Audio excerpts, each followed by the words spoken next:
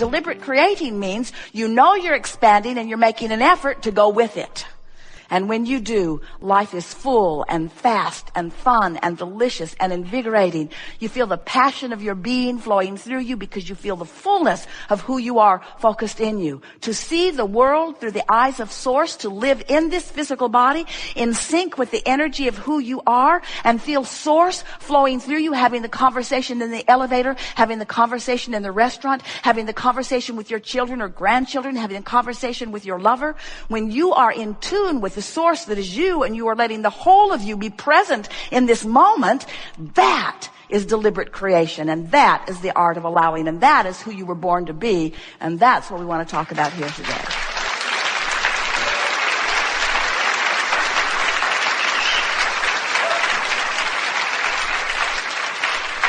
So, what do you want to talk about? Some things. We want you to know that you have the ability, little by little, we'll give you lots of ways to do it, of moving yourself deliberately, and it takes a little bit of effort. Effort, what is effort? Effort is something you do to overcome resistance. If there's no resistance, it requires no effort at all. So in the first, when there's resistance, a little effort to get into this vortex. But as you begin recognizing that you're in there because you feel good, and then milking it once you're in there because it feels so good to stay.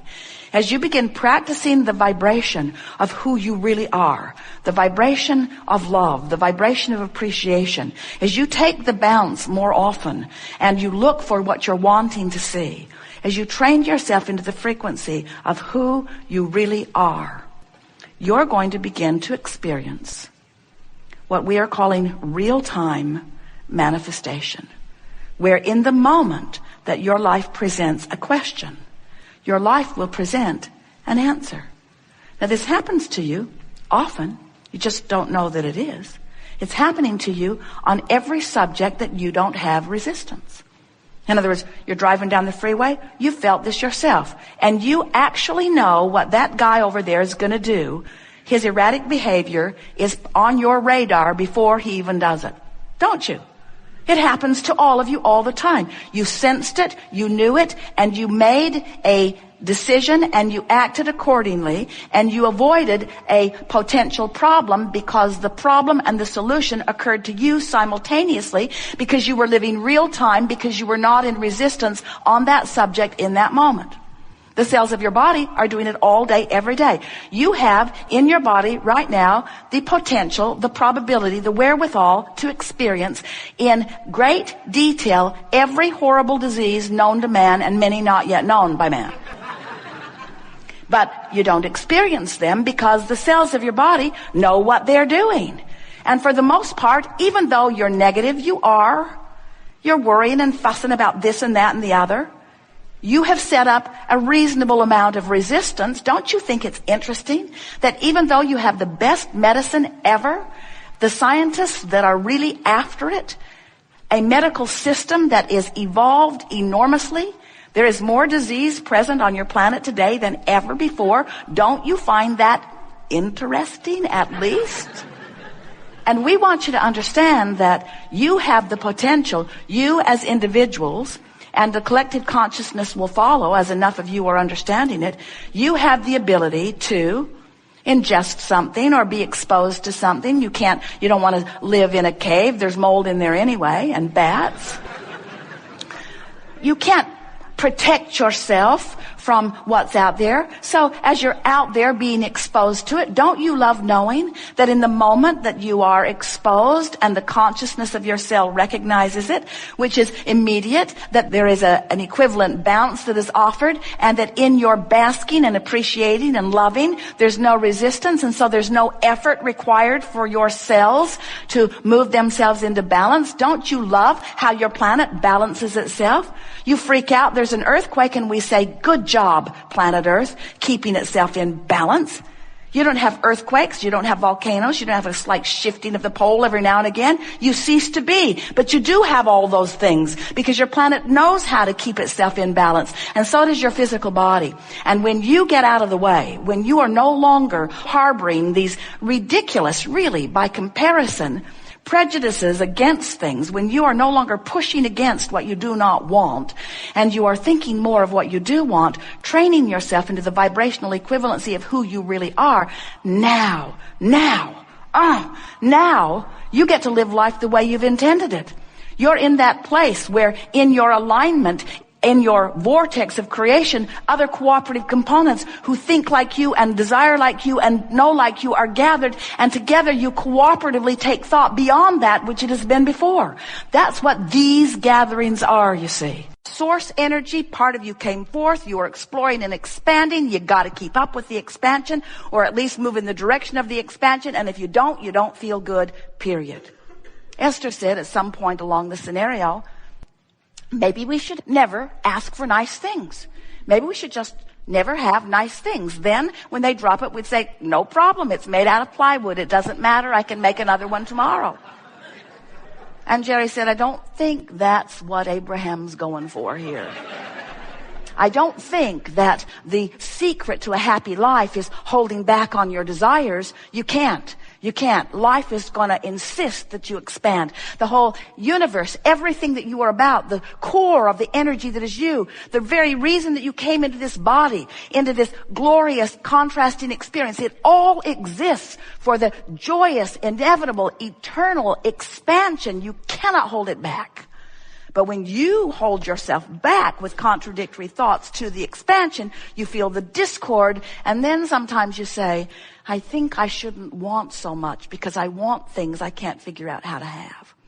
And that's really what we want to talk about here today, because we want you to let go of the manifestation part of it just for a little while and take emotional journeys. Most people who want more money, or who want a better relationship, or who want a better job, or who want a better car, or who want a better life, most people who want that want it with a flawed premise basis.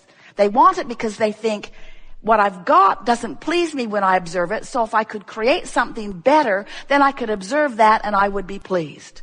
So give it to me and then I'll have a pleasing response to what has been given. And we say, it doesn't work that way. You have to find the vibrational attitude in order to stop the resistance, in order to allow the manifestational receiving of what's already in your vortex. You have to find the vibration first. In other words, you have to have an emotional journey. Here is the important thing to understand about this vortex. This vortex is vibrational. And the vortex, as you stand outside of it, is not a place that you can see yet, or hear yet, or smell yet, or taste yet, or touch yet, because it has not evolved vibrationally to the point of that revelation to you. But it has something that you can feel. The key to your vortex is the way you feel. So as you think about your lover and you feel the elation of that, you are offering no resistance. As you think about the absence of your lover and you feel that discord, that means you are discordant to your vortex. Do you hear what we're getting at? In other words, the key to your vortex is the emotion. You can feel your way into your vortex. You feel your way in. You feel your way in. But if you need to see it and smell it and hear it and taste it and touch it before you allow yourself to feel better, you slow yourself way down. And that's where the word expectation comes in. If you can train yourself to positive expectation, to feeling good without needing the manifestation first, now you are the creator that you were born to be. Using the power of your mind and the glorious benefit of your emotional guidance system to figure out that relationship between the two vibrational aspects of you. Because who you are in this vortex is a huge vibrational rhythm. And who you are in your physical body is also a vibrational rhythm. And when doubt meets desire, it doesn't meet very well, and you feel disappointment. When desire meets hope, you're right on the edge of your vortex, and the vortex will take you right in and show you something that will make a believer out of you. Now, we want you to feel this vortex, and we know, talking to physical friends who are used to seeing and hearing and smelling and tasting and touching about this vortex that you can't see and hear and smell and taste and touch, we know it borders on what you want to call fairy tales, but we've seen your other books and you're good with fairy tales. In other words, anyone who's trying to explain the non-physical realm to physical beings. In other words, you want to translate everything back into physical terms, and we want to help you to understand that you are the leading edge of everything that we are. You're out here as the extension of source energy. And when you stand here outside the vortex and demand that you see the culmination of what you want before you adjust your vibration, you are asking the impossible, because law of attraction is consistent always.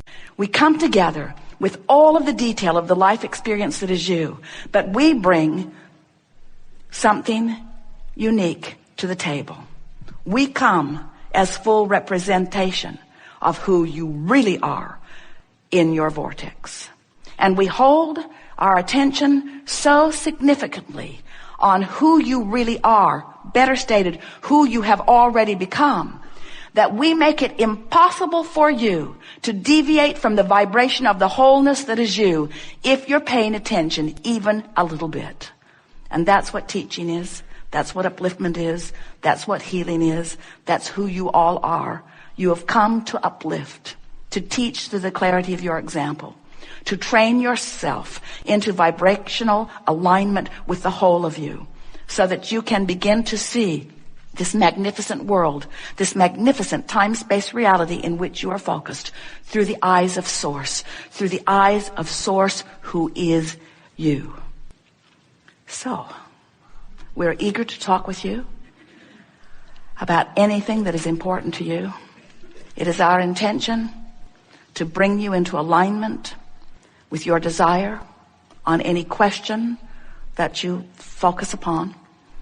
We want to give you our spoken and vibrational appreciation at the outset here, because we can feel already the depth and breadth of your asking, which means already the depth and breadth of the solutions and answers are already lighted up, and we can announce in advance you are having a very good time here today.